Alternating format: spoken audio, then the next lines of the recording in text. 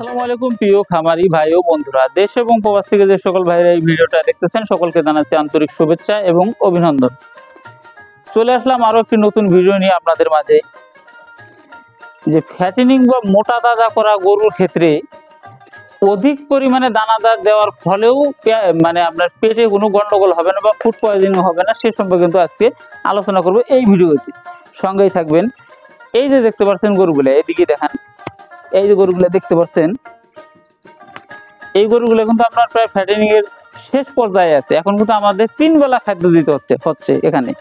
এখন 3 বেলা খাদ্য দিলে কিন্তু সে খাবে, কিন্তু সঠিকভাবে যে আপনার রুমেন ফাংশনটা যেটা গ্রহণ করবে বা ডাইজেস্ট করবে, তার কিন্তু একটা ক্ষমতার দরকার আছে। যখন আপনার অধিক পরিমাণে খাদ্য দিবেন বা দানাদার দিবেন, সেক্ষেত্রে 10 টাকায় একটা সমাধান আছে। সমাধানটা কি? আপনার খাবার সোডা যা বাজারে পাওয়া যায়, 3 বেলা যখন একটা গরুকে আপনি ওভার ভাবে খাদ্য দিবেন, সেক্ষেত্রে কিন্তু আপনার 1 চিমটি পরিমাণে খাবার সোডা যখনই দিবেন, সেক্ষেত্রে কিন্তু আপনার পেটে যে কোনো প্রকার সমস্যা থাক সমাধান হয়ে থাকবে। কারণ এ কিন্তু কখনোই পেটটা ফুলবে না আর কি, এবং ফুড পয়জনিং হবে না, এই ধরনের সমস্যা হবে না। 10 টাকার খাবার সোডা আনে রাখবেন বাসায়, 1 চিমটি পরিমাণে খাদ্যের সাথে দিয়ে দিবেন এই বিক্রির 20 দিন আগে। আর মাঝে মাঝে আপনারা কিন্তু ববি ভেট বা ববি কেয়ার এই জাতীয় ওষুধ একটা করে আপনার গরুকে দিবেন 2 দিন পরে পরে। কেন দিবেন? কারণ এই সম্পদটার দাম যদি হয় 1,30,000, আপনার 20 টাকা বড় বিষয় না বা 50 টাকা বড় বিষয় না।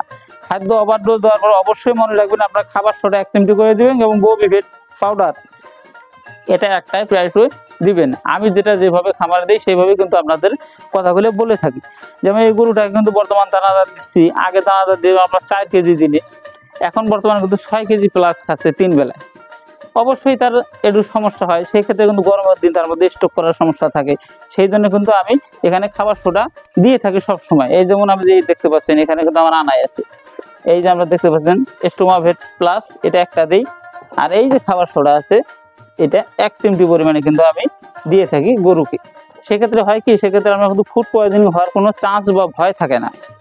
এজন্যই আমি নতুন খামারি এবং পুরাতন খামারি সকল ভাইদেরকে বলতে চাই যে আপনারা যখনই আপনার গরু ফ্যাটেনিং করবেন, ওভার খাদ্য দিবেন, সেক্ষেত্রে কিন্তু আপনার ওই খাবার সোডাটা এবং স্টোমাভেট হোক যাই হোক, আপনারা কিন্তু একটু হলেও ব্যবহার করবেন। সেক্ষেত্রে কিন্তু খাবারটা নিরাপদ থাকবে, আপনার কিন্তু কষ্টের অর্থটা কিন্তু সঠিকভাবে থাকবে আর কি।